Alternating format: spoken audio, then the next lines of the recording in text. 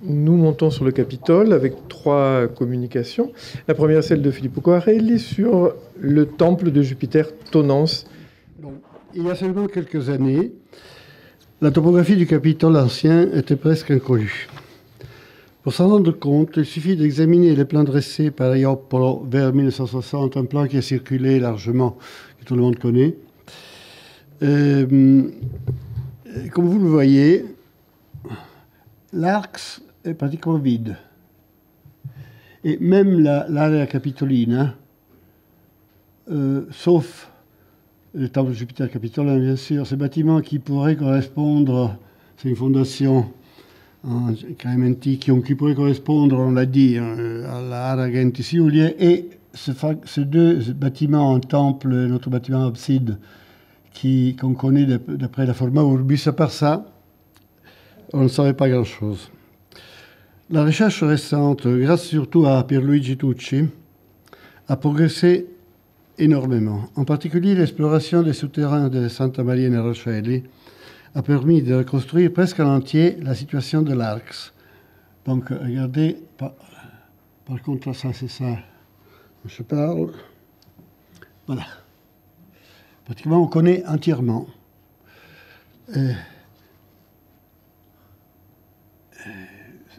On connaissait seulement cette partie-là avant. Tout le reste, c'est l'œuvre de Pierluigi Tucci. Mais paradoxalement, le secteur méridional de la colline, le plus important et mieux documenté par les textes littéraires, reste pour nous une page presque blanche. Pour identifier l'endroit occupé par les temples de Jupiter tenantes, il faut donc suivre un parcours compliqué. Il faut examiner préalablement, ni plus ni moins, l'ensemble de la topographie de l'area capitolina, la grande place attenant au temple Jupiter très bon, très grand, où on doit sans doute localiser les bâtiments qui forment l'objet de ma relation.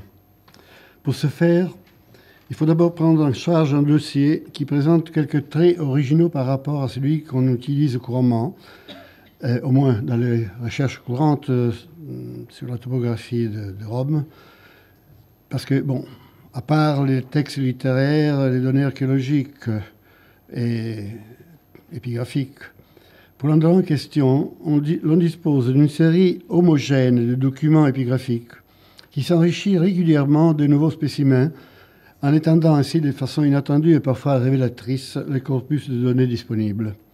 Il s'agit de décrets militaires ou tabulae honestae missionis, sorte de documents d'identité attestant le curriculum des vétérans, consignés à chacun d'eux au moment de la retraite sous forme de plaquettes de bronze inscrites que l'on a retrouvées par centaines dans les endroits de séjour après la retraite, enfin des vétérans.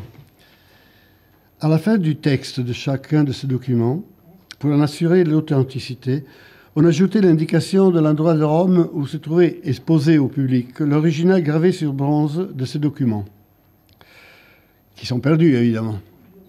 Or, il se trouve que dans la série la plus ancienne de ces objets, à présent 55 exemplaires, mais on en trouve pratiquement tous les ans. 55 exemplaires datés entre Claude et Domitien, sur le total de 476 découverts allant jusqu'à Galien. Les autres, parce qu'à partir de Domitien, à partir de 90 avant Jésus-Christ, les lieux d'exposition ont été changés et déplacés sur la partie postérieure du temple d'Auguste, donc sur le Vicus Tuscus, probablement parce qu'on a déplacé l'erarium militaire dans le palais impérial.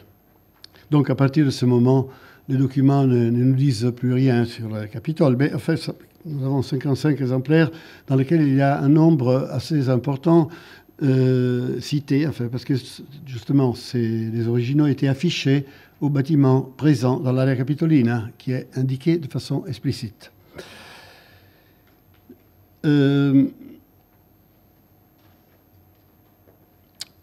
Un tournant dans la recherche sur ce secteur privilégié du Capitole a été marqué par les livres dédiés au culte de Fides par Gérard Frébougère qui va parler d'ailleurs après moi, et de Christoph Reusser, l'un de 1996, l'autre de 1993. Le premier centré sur les aspects sémantiques religieux, le deuxième sur les aspects topographiques et artistiques. Ce dernier, en particulier, Reusser, a largement exploré presque tous les problèmes topographiques du site à partir de là, en intégrant dans ce contexte les nouvelles découvertes et les nouvelles réflexions. Je vais tâcher d'élargir les connaissances relatives à l'un des lieux les plus importants de la ville ancienne, pour me concentrer à la fin sur le temple augustin de Jupiter Tonant. Le temple de Fides, Fides Populi Romani, a été fondé sur le Capitole, près du temple de Jupiter, très bon, très grand. Alors, j'ai distribué les textes, je vais les citer. Parfois, je vais les lire, mais très rapidement, pour gagner du temps, je vais simplement vous les signaler. Alors, oui, sauf que je ne l'ai pas. Excusez-moi, il en reste, évidemment. Ce qui allait se passer, c'est inévitable. Donc, je cite le texte numéro 14. Alors, nous voyons que le temple de Fides se trouvait à côté du temple de Jupiter Optimus Maximus. Et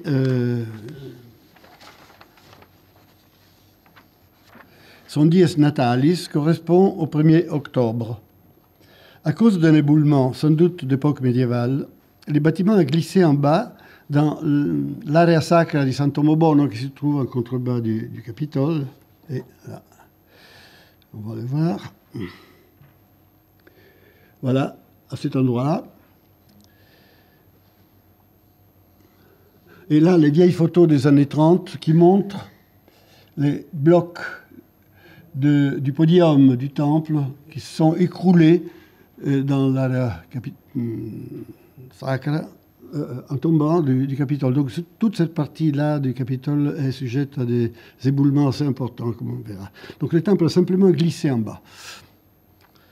Il y a aussi des colores.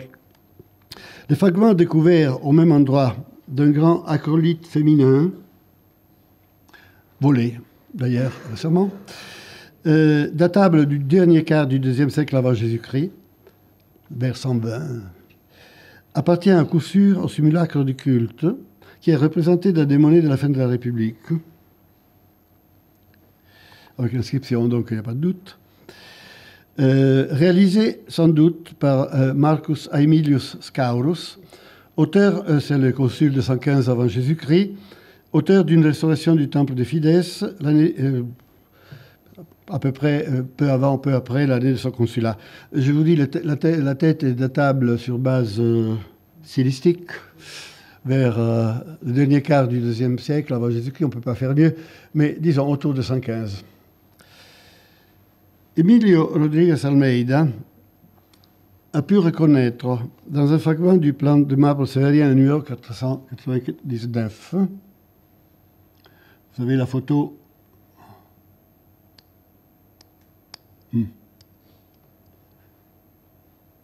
voilà, la photo et le dessin. Vous voyez que ici il y a l'angle postérieur droit d'un temple sine postico. Donc c'est le mur de la stella et les colonnes du côté droit. Ce fragment, même s'il ne colle pas directement, peut se relier à un autre fragment, celui que j'ai déjà indiqué dans le plan général au début. Vous voyez, à cause de la présence de cet escalier aussi qui descendait du Capitole vers le bas, vers l'area sacra de San Tomobono. Là, vous voyez les temples et les bâtiments à abside, qui probablement n'est pas un temple, qui sont connus depuis longtemps. Donc, évidemment, ce temple-là est le temple de Fides, car il est juste dessous l'area sacra de San Tomobono, où on a retrouvé ce reste. Tout ça a été dit largement, donc je n'insiste pas. Voilà le croquis de Rodriguez Almeida qui montre justement les deux temples du fragment précédent, c'est le numéro 31 de format en marbre, et le temple de Fides et l'endroit où le temple s'est écroulé à cause de l'éboulement en question. Donc nous avons l'angle sud-ouest du Capitole avec trois bâtiments, dont certainement le temple de Fides. Donc, comme on a vu sur notre fragment du plan, attenant au premier, on avait représenté un autre couple de bâtiments, un temple peut-être prostyle, on ne voit pas bien dans le dessin de la forma urbis, flanqué par une construction abside plus petite. Voilà, temple de Fides, temple peut-être prostyle et bâtiment à abside. Et un grand escalier intérieur, probablement. J'avais proposé autrefois d'y reconnaître le temple de Jupiter tenant, mais il n'en est rien, évidemment. C'est une hypothèse qu'il faut éliminer. J'ai proposé récemment de reconnaître dans le premier bâtiment, c'est-à-dire celui-là, le temple capitolin de Ops Opifera. Et dans la construction avec l'abside, 6, l'aerarium militare, à partir d'une suggestion de Mireille Corbier, dans le livre où il s'occupe de ces inscriptions publiques données à voir, données à lire de 2006. Je ne peux pas reprendre ici l'ensemble de ma démonstration qui serait un peu longue. Je renvoie à ceux qui voudraient le savoir davantage à mon livre récent sur le lieu de l'administration à Rome, Statio, ou éventuellement à la discussion si quelqu'un est intéressé à l'argument. Je vais me limiter à dire pour le moment que le temple d'Ops Opifera sur le Capitole, quoi qu'on en dise, l'unique temple dédié à la déesse Ops, qui existait déjà à partir de 186 avant Jésus-Christ, texte numéro 10, petit livre qui en parle pour cette année-là, donc antérieur à 196. Réalisé, à mon avis, par Lucius Caecilius Metellus Pontifex, le consul de 251 et 247. C'est le Metellus Pontifex de Pline, texte numéro 9. Le temple d'Ops Opifera était étroitement lié au Caecili Metelli. Et non seulement au même endroit du Capitole s'est trouvée la statue du fondateur, de Metellus Pontifex, Denis d'Halicarnasse en parle, et Pline, au livre 7, cite l'éloge du personnage qui était probablement gravé sur la base de la statue en question. Donc il y a un temple bâti par un personnage du milieu du IIIe siècle, sans doute en rapport avec la Première Guerre punique, et puis il y a la statue au même endroit probablement. Et nous avons quand même un texte plus important. C'est un texte de Cicéron, le texte numéro 12. C'est un texte un peu compliqué. J'ai toujours donné la traduction, mais sans le lire en entier. En résumé, on parle d'une turma inauguratarum equestrium, c'est-à-dire d'un groupe de statues équestres en bronze doré qui avait été placé au Capitole par le dernier de la famille des Metelli, Quintus Caecilius Metellus Scipio, qui était un Scipion adopté par un Metellus. C'est le consul de 52 avant Jésus-Christ, très connu, anti-césarien. Et ce groupe était sans doute inspiré de l'autre groupe d'Alexandre et de ses hétaïros et de ses compagnons, qui se trouvait dans le portique de Metellus. C'est le même que vous avez vu dans la relation précédente, le portique d'Octavie, évidemment, dans sa rédaction première de 146 avant Jésus-Christ.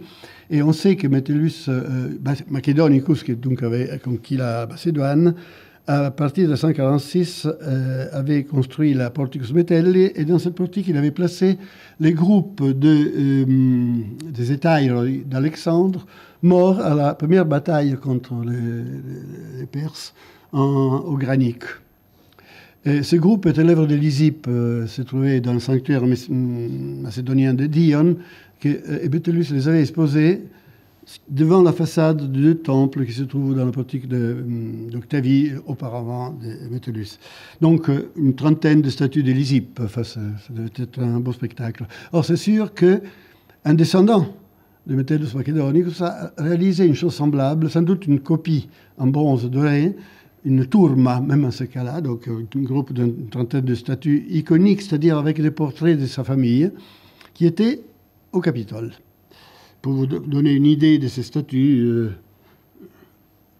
voilà la position d'abord de voilà, la célèbre statuette de Pompéi qui est en miniature reproduit Alexandre, sans doute copié par du groupe du Granique. Or, dans le texte de Cicéron, toujours le même 12, la position d'une de ces statues équestres est indiquée comme étant adopis et des textes corrompus. On lit dans les manuscrits adopis per te posita, qui ne veut rien dire, qu'on a corrigé adopis opiferae posita, mais en réalité, seulement récemment, le texte a été corrigé de façon correcte. De toute façon, une statue était donc du côté, de toute façon, du temple d'Ops.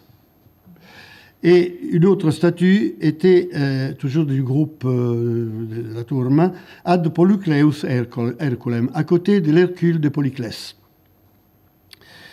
Le texte, comme je le disais, visiblement corrompu ad opus per te posita, était restitué par Shackleton Bailey, de façon sûre, à mon avis, par ad opus parte postica.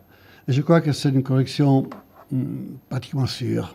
Donc, derrière la partie postérieure, disons, du temple d'Ops.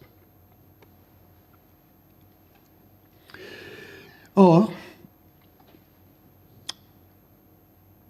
au pied du Capitole, au niveau de la partie postérieure, à cet endroit-là, quand on a fouillé, on a libéré, comme on disait, le Capitole, à cet endroit-là et à cet endroit-là, on a trouvé deux têtes en marbre. La position par rapport au temple représenté dans la Forma Urbis, auquel je me réfère toujours. Donc vous reconnaissez le temple de Fides, plus ou moins, le temple que je crois temple d'Ops Opifera, et l'autre dont je parlerai. Pratiquement, à cet endroit-là, ici, on a découvert la tête suivante. Et un peu plus au sud, l'autre que je vous montrerai tout de suite, cette extraordinaire tête, une fois et demie nature, enfin une statue de plus de 4 mètres et demi, un original sans doute grec du milieu du 5e siècle, du 2e siècle avant Jésus-Christ, un artiste néo-attique. Le marbre est du métallique. C'est un Hercule jeune. Alors disons que c'est l'Hercule de Polyclès dont parle Cicéron. Moi, j'en suis de plus en plus convaincu. Et cette tête était tombée dans la partie postérieure du temple en question, mais à une certaine distance du temple. Donc, l'autre statue était à côté du temple, et celle-là, plutôt à une certaine distance. Donc, plus ou moins, on a trouvé la tête. Or, Polyclès, j'ai écrit un article là-dessus en 1970, et je n'ai pas changé d'avis depuis. L'autre tête est un acrolyte, actuellement à la centrale Montemartini, d'une statue du culte, sans doute une grande tête en marbre, qui a été trouvée au pied du temple. Donc, certainement, c'est la statue du culte du temple qui surplombe l'endroit où on l'a trouvée.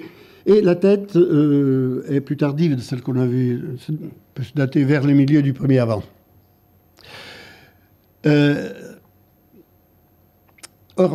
Donc, le simulacre d'Ops Opifera, qui témoigne probablement d'une restauration du temple, parce qu'évidemment, cette tête ne peut pas appartenir à un temple du milieu du 3e siècle avant. Et probablement, Metellus Scipion a non seulement disposé la tourma de statue équestre, mais il a aussi restauré le temple, et il a refait la statue du culte, que je crois est celle que vous voyez. Or, Polyclès, c'est le sculpteur qui a fait la statue de culte, après 146, du temple Jupiter Stator, fait par Metellus Macedonicus. Donc, il travaille pour les Metelli, et c'est évidemment le patron, celui qui a commandé la statue d'Hercule au Capitole, est encore une fois un Metellus, en ce cas-là, Metellus Macedonicus. Donc, vous avez une concentration des du temple, de la statue du fondateur du temple, du groupe de statues équestres d'un descendant, Scipion Metellus, et une statue d'Héraclès faite par l'artiste qui travaille pour Metellus Macedonicus au même endroit. Donc c'est une sorte de zone liée étroitement aux Metelli. Et on pourrait continuer, il y a aussi autre chose, mais enfin, je me limite à ça. Tout cela, me semble, confirme l'identification du temple d'Opsopifera avec les temples postiles du plan de marbre. Quant à l'erarium militare, nous savons par 2 diplômes militaires dont on a déjà parlé. Quand Mireille Corbier a écrit sa thèse sur l'erarium Saturni, ces 2 documents n'étaient pas encore sortis, ils sont sortis après. Et elle pensait que l'erarium militare se trouvait dans le temple de la Concorde. Mais après la découverte de 2 diplômes dont je parlerai tout de suite, elle a changé d'avis, naturellement. Et parce que, qu'est-ce qu'on nous raconte? Bon, les 55 inscriptions à peu près se trouvent toujours sur des monuments, mais jamais sur des temples, sauf 2. Temple de Fides et temple d'Opsopifera. Donc les 2 qu'on connaît. Donc évidemment, ce sont les 2 temples qui sont liés à l'erarium militare, qui était donc une construction différente par rapport à un de ces 2 temples. Et je crois, la construction abside que vous avez vue. Alors, les 2 inscriptions, la deuxième qui est plus intéressante, dit que le diplôme militaire, enfin l'original, était placé Romae in Capitolio in gradibus aerari militari parte d'exteriore. Les bâtiments donc possédaient un escalier, comme le bâtiment abside du plan de marbre. D'autre part, on sait que Jules César, peu avant sa mort, avait déposé dans le temple d'Ops, celui du Capitole, une somme de 700 millions de sesterces, une petite chose, à utiliser pour la guerre imminente contre les Parthes, qui n'a pas eu lieu pour des raisons que vous comprenez très bien. Dans son livre sur Ops, je limite le discours qui pourrait être un peu long. Je cite seulement une phrase de l'œuvre que Poutier a dédiée à Opsopifera, la thèse de Poutier. Je cite, « Il s'agit donc d'un véritable trésor de guerre », il parle évidemment de César, « qui n'est pas sans faire songer, lui aussi, à une perspective impériale, à savoir l'organisation par Auguste d'un erarium militare ». Donc l'erarium militare était le temple d'Ops ou un bâtiment lié au temple d'Ops. D'ailleurs, seulement sur le temple d'Ops, on trouve des tabula honeste missionis, et sur le temple de Fides, on a les chats entre les 2. Et je crois que c'est le temple d'Ops pour une raison assez simple, que Ops est la parèdre de Saturne. Et Saturne, comme vous savez, le temple de Saturne est l'erarium du peuple romain. Donc l'erarium militaire, qui est un double, se trouve dans un temple d'Ops, qui est la déesse qui est vénérée dans le temple de Saturne. 2 remarques pour conclure sur ce point. Les temples d'Ops et de Fides, les seuls temples nommés, comme je vous disais, dans le diplôme militaire, étaient très proches l'un de l'autre, on l'a vu. Si, en 44 avant Jésus-Christ, remarquez l'année de la mort de César. Tabulae, c'est le texte numéro 11, tabulae aenea excede fidei turbine evulsae edis opis valvae fracte. Le même tourbillon a endommagé les temples de Fides et les temples d'Ops, parce qu'évidemment, ils étaient proches l'un de l'autre. Enfin, il faut souligner que les magistrats responsables de la construction des 2 temples, Fides et Ops, Aulus Aquilius Calatinus et Lucius Caecilius Metellus, pontifex, étaient liés entre eux par des rapports politiques et probablement d'amitié personnelle, parce que le premier, Aquilius Calatinus, qui est un général important de la première guerre punique, dictateur en 249, avait choisi Caecilius Metellus comme magister equitum. Et cela démontre toujours un rapport politique, sinon d'amitié. Donc, les 2 temples ont été construits au milieu du XIIIe siècle. Le temple de Fides, on le sait sans aucun doute, par Aulus Aquilius Calatinus. Et le temple d'Ops par son ami et collaborateur, Caecilius Metellus Pontifex. Donc, avec ça, nous avons pratiquement presque la certitude, voilà le profil de la même tête, et ça, la reconstitution dans un coquille de Rodriguez Almeida du temple et de l'erarium militare en bas et puis en haut. À ce point, une fois réglé à peu près la question relative à Fides et Ops, il nous reste à placer un certain nombre d'autres temples existant sur le Capitole. Et plus précisément, dans l'area capitolina, je laisse tomber les autres. On en dénombre 4, à part un certain nombre de sacella mineurs, comme celui de Fortuna Primigenia, petit temple archaïque dédié d'après la tradition par Servius, qui d'ailleurs était proche du temple Jupiter tenant, texte numéro 18. Mais donc ce sont les temples de Mens, Venus Erucina, Jupiter Custos et enfin Jupiter Tonans. Les deux premiers d'époque républicaine, le troisième, Jupiter Custos, œuvre de Domitien après l'événement célèbre du siège par les Vitelliens du Capitole de 69 avant Jésus-Christ, et enfin Jupiter Tenant, qui est l'œuvre d'Auguste. On doit tenir compte d'abord de la place disponible, qui n'est pas énorme. Et il est probable d'ailleurs, ils sont tous dans l'area capitolina, qu'au moins les deux temples les plus anciens, celui de Mens et de Venus Erucina, se trouvaient dans le secteur sud-ouest, c'est-à-dire à côté de deux cultes qu'on a déjà considérés, c'est-à-dire Fides et Opifera. Cette hypothèse n'est pas difficile à démontrer. En effet, nous savons 1. Que les temples de Venus Erucina et les temples de Mens avaient été voués en 217 avant Jésus-Christ, et texte numéro 15, je ne le lis pas, et dédiés en 215, donc en 2 ans, ils ont été construits. Le vœu est de 217, la dédicace est de 215, à la suite d'une même consultation des Libri Sibillini par Quintus Fabius Maximus Cunctator, c'est le célèbre Fabius Maximus d'Hannibal, et par Titus Ocilius Crassus.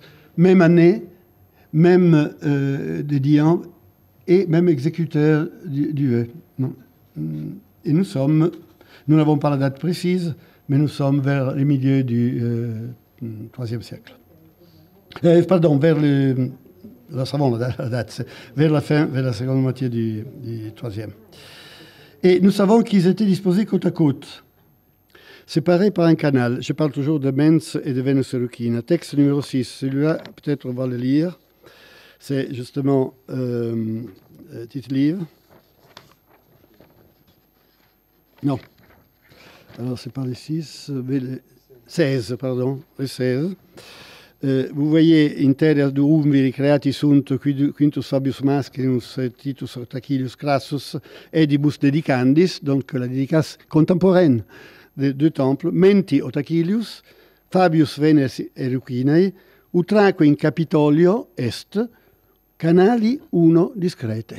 Donc les deux temples contemporains étaient sur le Capitole, séparés seulement par un canal, donc ils étaient côte à côte.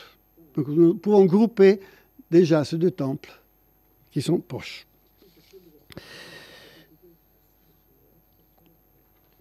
Or, au pied du Capitole, toujours dans l'area sacra de Sant'Uomo Bono, qui est décidément une mine, on a trouvé la tête d'un autre acolyte féminin, celui de passé, celui-là, hein, qui est encore, là c'est un gros problème, hein, parce qu'il pourrait s'agir d'un original grec du Ve siècle, ou alors d'une très très bonne copie d'époque hellénistique. C'est un problème dont je devrais m'occuper un peu mieux.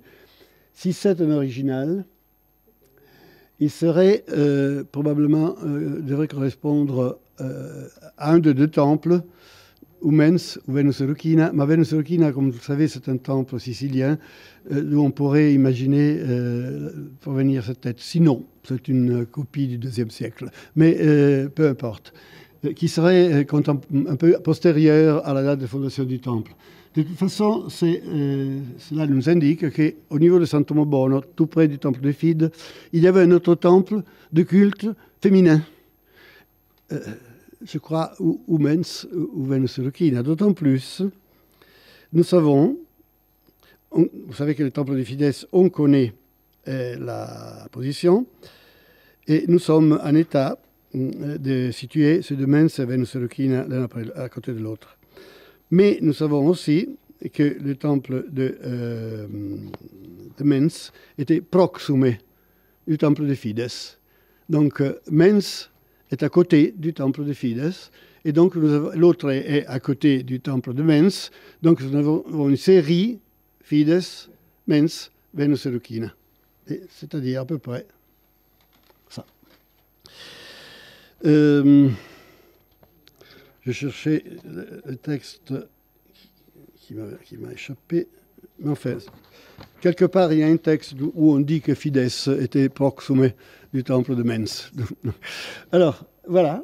Résultat de tout. Je vais passer au dernier temple, je m'en tirerai en 2 minutes. Donc, Opsopifera, Eraium Militare, Fides, Mens. Je le fais plus petit parce que le personnage Ilaïdi était moins important, mais c'est discutable. Venus et Lucina. Vous voyez qu'il n'y a pas plus tellement de place. Hein. On est vraiment très serré. Il reste justement Jupiter. Il y a aussi la fondation de Domitien à Jupiter Custos, qu'il avait sauvé en 63, comme je vous disais, qui était Ingens, donc un grand temple, qu'il faut probablement chercher tout près du temple de Jupiter capitolin, donc ou à droite, ou à gauche, ou à droite du temple. À droite, il y a peu de place, peut-être plutôt ici. Reusser le place ici, mais pour le moment, on ne peut pas dire. C'est un temple qui reste un peu... donc on n'est pas bien la place, on ne connaît pas du tout même la place. Or, je passe à la dernière. Récemment, des travaux de la commune de Rome destinés à transformer l'ancien Ospedale Teutronico, l'hôpital allemand qui était sur le Capitole, pour faire des sièges de laboratoire de restauration, de la bibliothèque et autre chose. On a découvert, terminé en 2014, ont permis de libérer une épaisse plateforme, un opus caementicium de lave et de travertin. Celle-là.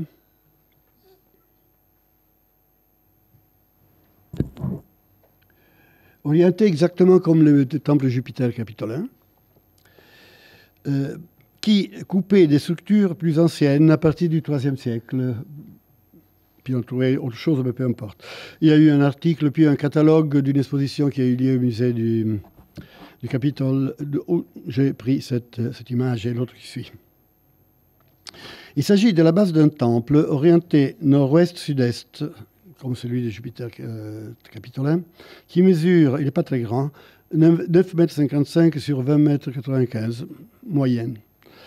En avant de la façade, mais ça c'est très important, je crois que c'était assez facile de l'identifier, mais les fouilleurs ont nommé tous les temples, sauf Jupiter, Jupiter tonnant, et pourtant il s'agit évidemment d'un temple impérial. Tous les autres qu'ils ont nommés sont républicains, donc à exclure. Il reste simplement Jupiter tonnant. Mais il y a encore une chose. Devant la façade, qui est orientée... Vous voyez, le nord est en bas, hein, donc orienté à l'est. Vous voyez, il y a 2 bases de 2 mètres de côté. Alors, dans ces 2 bases, un opus caementicium qui était évidemment revêtu de marbre, on a trouvé à l'intérieur réutilisé des fragments de marbre de Luni, de Carrare. Donc le temple est obligatoirement impérial, au plus tôt de l'époque d'Auguste. Le temple se trouve presque exactement dans la position indiquée dans le plan de Reusser, voilà, qui le place ici. Vous voyez que ce temple, en réalité, il est là, mais il est orienté comme le temple de Jupiter, donc il faut le tourner un petit peu. Vous voyez qu'il est devant l'entrée du Capitole, où arrive le Clivus Capitolinus et où le Clivus rentre dans le Capitole. Juste en face, on trouve ce bâtiment. La seule différence, comme je vous disais, est l'orientation oblique dans le plan de Reusser, qui dans la réalité est la même que le temple de Jupiter capitolin. Le temple se trouve à 37 mètres haut. Voilà. Le temple de Jupiter capitolin. La base peut-être de Gensiulia et les temples en question. Vous voyez, il est parfaitement orienté, à peu près à 37 mètres. Et le Clivus Capitolinus, qui s'est effondré. C'est un miracle s'il y a ces restes, parce que ici, vous voyez un éboulement qui a emporté entièrement le Clivus Capitolinus, qui arrivait ici. Encore quelques mètres ou deux, et les temples subissaient la sorte du temple de Fidès, c'est-à-dire descendaient en bas. Or, les fouilleurs ont proposé, comme je vous disais, une chronologie césarienne, sur la base d'une analyse pétrographique des mortiers. Je n'en crois pas un mot qu'on puisse dater de façon précise sur la base d'une analyse des mortiers, même si c'est l'Istituto di Vulcanologia di Roma. D'abord, il y a les fragments de Luni. Il vaut mieux considérer ces fragments. Donc, il est, à la limite, il pourrait même être césarien, mais enfin, il est plutôt augustin. Mais surtout, les identifications proposées, Fides, Ops, Mens, Venus et Lucina, ce sont tous des temples républicains, donc à exclure.